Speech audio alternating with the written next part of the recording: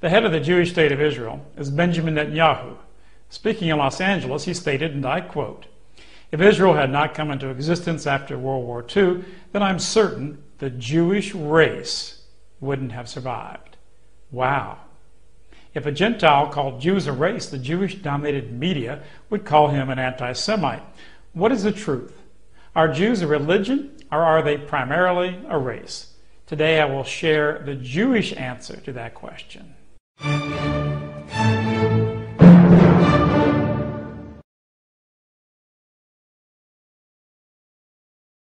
For years, Jewish comedians have joked about the Jewish nose and other Jewish traits. Here are some famous Jews who share the so-called Jewish look. Not all Jews have the look. Some may look English or German, Spanish or Italian, or for that matter like an Arab or Palestinian. But the latest science, right out of Israel, tells us that Jews have a genetic difference much more than skin deep. Here is Israel's most famous newspaper, the Jerusalem Post. New research: one people. Jews the world over share genetic ties. They are very proud that they are, quote, one people. The Post quotes the research team as saying, quote, "Jews from the different regions of the world were found to share many genetic traits that are distinct from other groups and that date back to ancient times." Now, much Jewish research exists on this subject. Researchers Kobliansky and Lifshitz examined 25 morphological characteristics and estimated that Jews in Russia were 6 times more genetically distant from Russians than Russians were from Germans.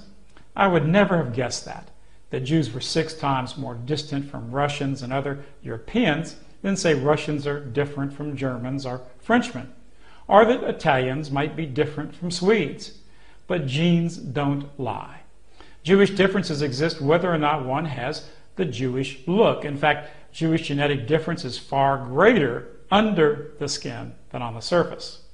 Israel is based on genetics far more than religion. 99% of Jewish immigration is based on genetics, on Jewish ancestry. An atheist Jew can immigrate to Israel. A Palestinian who was born there can't even go home. Noam Goldman, former president of the World Zionist Organization, said it very bluntly. Jews are divided into 2 categories, he said: those who admit they belong to a race and those who don't. The latter are open to a charge of dishonesty. The famous Rabbi Stephen Wise, president of the World Jewish Congress before the Second World War, told a rally in New York, quote, "I am not an American citizen of the Jewish faith. I am a Jew." He went on, "Hitler was right in one thing. He calls the Jewish people a race, and we are a race." Israel has strict measures intended to preserve the Jewish race. In Israel, a Jew cannot legally marry a non-Jew, and the marriage rules are not primarily based on religion but upon race. In Israel, an atheist Jew can marry a religious Jew, or 2 atheist Jews can legally marry, but a Jew is not permitted to marry a non-Jew. There are some converts, but they are a tiny number. Now, I bet most of you hearing this had no idea. One leftist wrote me that he hated the fact that I, David Duke, was the one to tell him these facts, but he thanked me and promised to read my books. Hey, that's all I can ask, just for people to be open-minded. Even more amazing is the position of the Jewish state on the Kohanim. The Kohanim is what is called the Jewish priest class. They have names like Cohen, Khan, and are viewed by Judaism as guardians of Jewish purity. It's kind of funny, considering my distant past that the media always brings up. Does the Kohanim costume remind you of anything? In a sense, they are the Jewish equivalent of the German SS in Hitler's time. They theoretically maintain Jewish purity, as the SS did for Europeans in Europe. Actually, the Kohanim are much more extreme than the SS. The SS in Germany had to prove its European ancestry for 6 generations. The Kohanim must be 100% pure Jewish, 1,000 generations. The Israeli newspaper Haaretz had an article titled "Not Jewish Enough to Marry a Cohen," and it tells how Israel stopped a man named Cohen, a Kohanim, from marrying a religious Jew from Russia named Plotnikov. Israel stopped the marriage because she had a Gentile in her ancestry. Later, an exception was granted because he was a war hero, but the law still remains. Barack Obama and just about the whole Congress of the United States state their commitment to preserve Israel as a, quote, Jewish state. Since Jews, by their own definition, are genetically distinct in race, then Obama and the Congress actually support a racial state. The famous liquor and media magnate Charles Bronfman founded the Birthright Israel organization. Its purpose is to prevent intermarriage between Jews and Gentiles.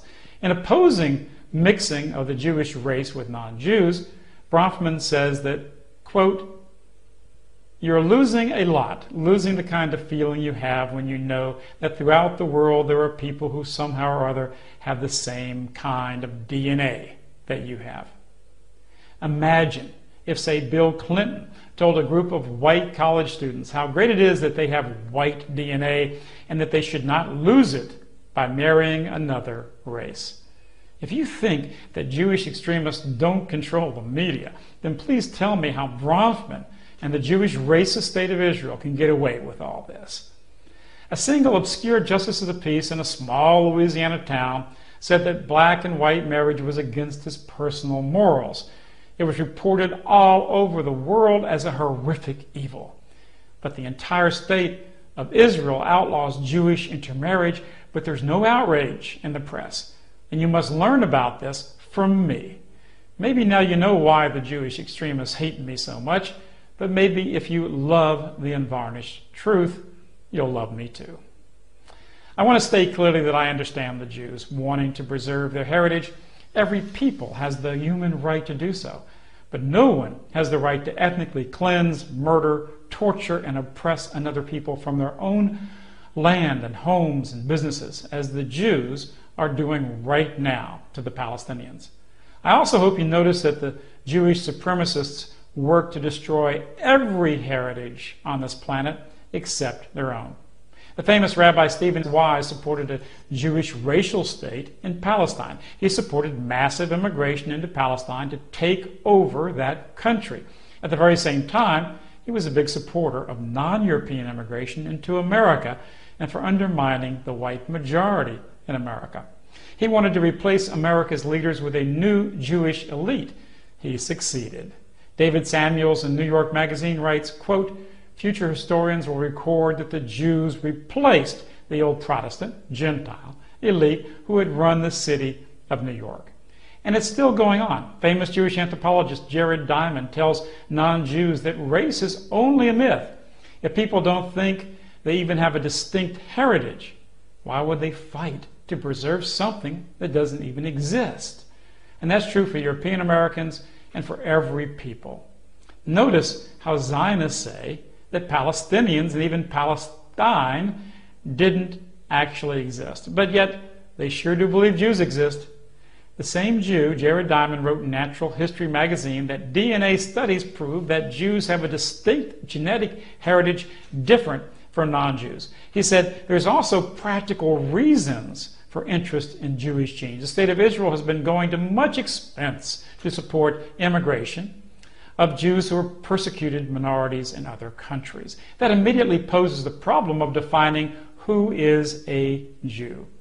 He thinks it's wonderful that genetic studies can help Israel make sure that immigrants are real genetic Jews of the Jewish race and can preserve the Jewish supremacist state of Israel. In fact, Israel is not just a state, it's a Jewish supremacist state. They not only segregate their settlements, apartments, schools, but they have systematically, ethnically cleansed non-Jews from their own lands and brutally suppressed them.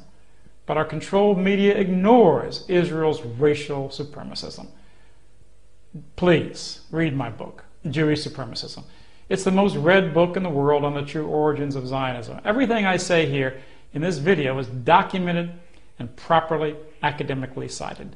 I don't think the average Jew or average Israeli wants to be hypocritical or wants to commit or support the terrible Zionist crimes against the Palestinian people. If you're one of them, you need to speak up now.